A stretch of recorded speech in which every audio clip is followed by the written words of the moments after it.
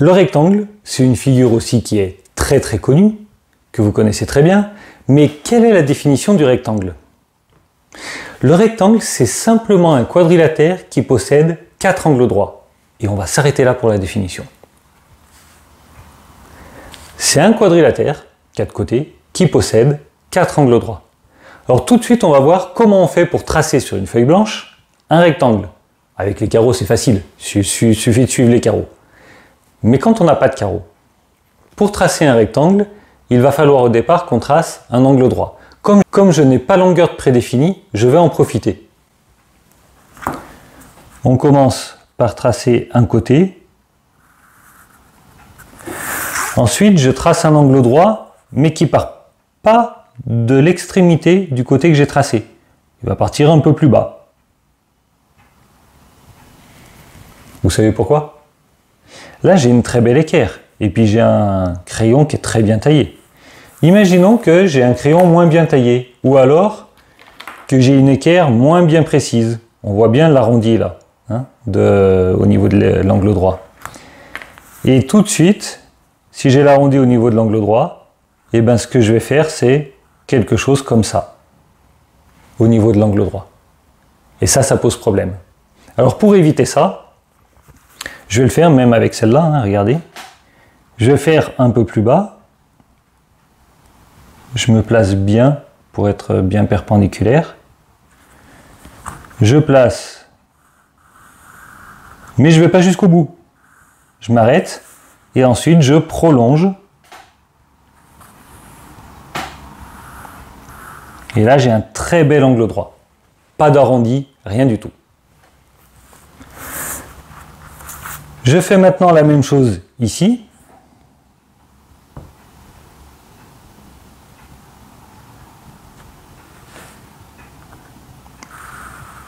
Comme je me moque des longueurs, mon but c'est juste de faire des angles droits.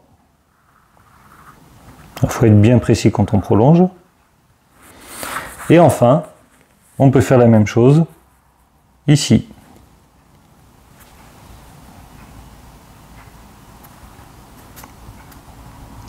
Alors il y a quand même là-dedans une grande possibilité de faire des erreurs, hein, d'approximation.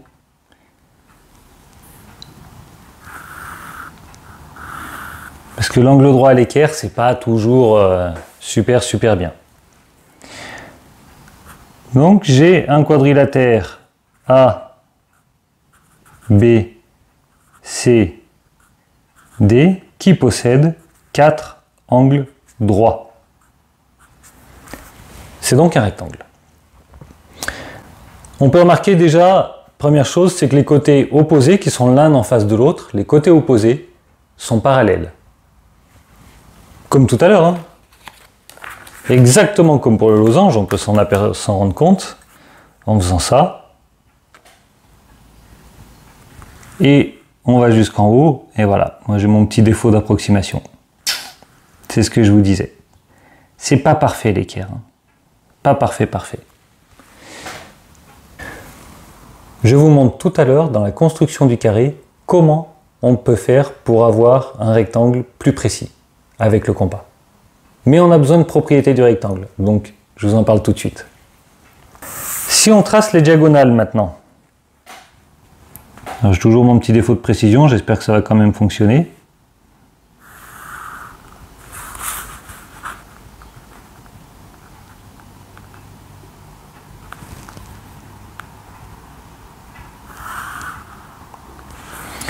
Si on trace les diagonales, on peut vérifier, comme pour le losange, si elles se coupent en leur milieu.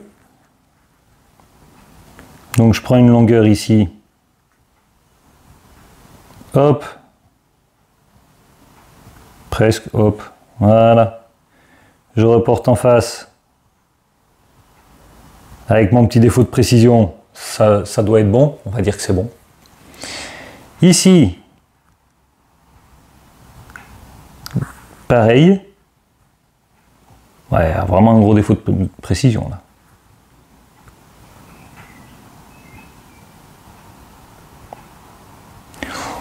Bon, croyez-moi sur parole, elles se coupent en leur milieu.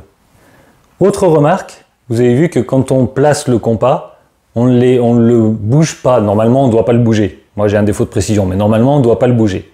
Et puisqu'on ne bouge pas le compas, si vous faites une très belle figure, vous allez voir qu'en reportant votre compas dessus, ça ne va pas bouger. L'écartement, il ne va pas bouger du compas. Ça veut dire que non seulement les diagonales se coupent en leur milieu, mais en plus, elles ont la même longueur. Donc, je peux mettre 4 symboles identiques ici. Cette propriété nous amènera à une remarque intéressante. Les diagonales du rectangle se coupent en leur milieu et elles ont la même longueur. Les côtés opposés sont parallèles et aussi les côtés opposés ont la même longueur. Alors attention, quand je dis les côtés opposés ont la même longueur, je ne dis pas les côtés ont la même longueur. Je dis les côtés opposés. Par exemple, celui-ci et celui-ci, ce sont deux côtés opposés, l'un en face de l'autre, ils sont opposés, ils ont la même longueur. Et ces deux côtés-là, ce sont deux côtés opposés, l'un en face de l'autre, et ils ont la même longueur. Mais pas forcément la même que les deux autres. Comment on appelle deux côtés qui se suivent? Est-ce que vous le savez? Peut-être que ça vous dira quelque chose. Deux côtés qui se suivent, on dit que ce sont deux côtés consécutifs. Consécutifs, ça veut dire qu'ils se suivent. Dans un rectangle, deux côtés consécutifs, par exemple celui-ci et celui-ci, celui-ci et celui-ci, celui-ci et celui-ci, ou encore celui-ci et celui-ci, deux côtés qui se suivent sont toujours perpendiculaires. Mais ils n'ont pas forcément la même longueur. On obtient donc toutes ces propriétés-là. Un rectangle à ses côtés opposés parallèles et de même longueur, un rectangle à ses côtés consécutifs, c'est-à-dire qui se suivent, perpendiculaires, et un rectangle à ses diagonales qui se coupent en leur milieu et qui ont la même longueur. Alors comme je vous le disais tout à l'heure, cette dernière propriété nous amène à une remarque intéressante. Regardons ce cercle. Sur ce cercle, je vais tracer 3 points, mais pas n'importe où. Je vais d'abord tracer un diamètre du cercle.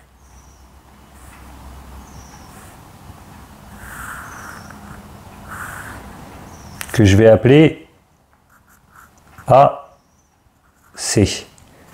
Maintenant, je vais placer un point B sur mon cercle, n'importe où sur mon cercle.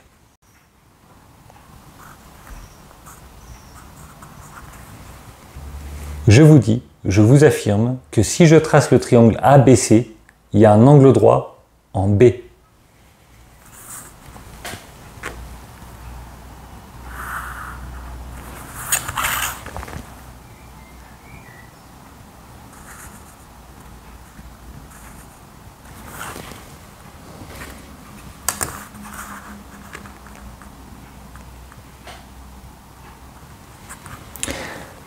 Alors, vérifier avec une équerre, c'est pas mal, mais vous avez vu, on peut avoir de vrais défauts. En mathématiques, pour prouver qu'il y a un angle droit, il va falloir faire un raisonnement logique qui nous amène à la conclusion qu'il y a forcément un angle droit ici. Voilà le raisonnement. Si je trace le segment, allez, je vais appeler O mon centre du cercle. Si je trace le segment BO,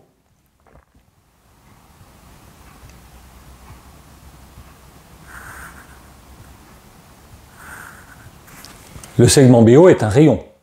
Et si je le prolonge jusqu'au cercle, j'obtiens ici, allez, je vais appeler le point B', ça fait longtemps qu'on n'avait pas parlé de prime, B', j'obtiens ici un diamètre. Si c'est un diamètre, ça veut dire que cette longueur-là, c'est la même que celle-là. J'ai deux rayons ici. Mais ici aussi, j'ai deux rayons. Deux rayons du même cercle. Donc cette longueur-là, c'est la même que celle-là, c'est la même que celle-là, c'est la même que celle-là. Donc quand je vais tracer mon quadrilatère A, B, C, B', je vais obtenir un quadrilatère dont les diagonales se coupent en leur milieu et qui ont la même longueur. Ce quadrilatère a ses diagonales de même longueur qui se coupent en milieu. Donc c'est un rectangle. Et par définition du rectangle, il a 4 angles droits, notamment celui-ci. C'est forcément un angle droit, puisque j'ai un rectangle.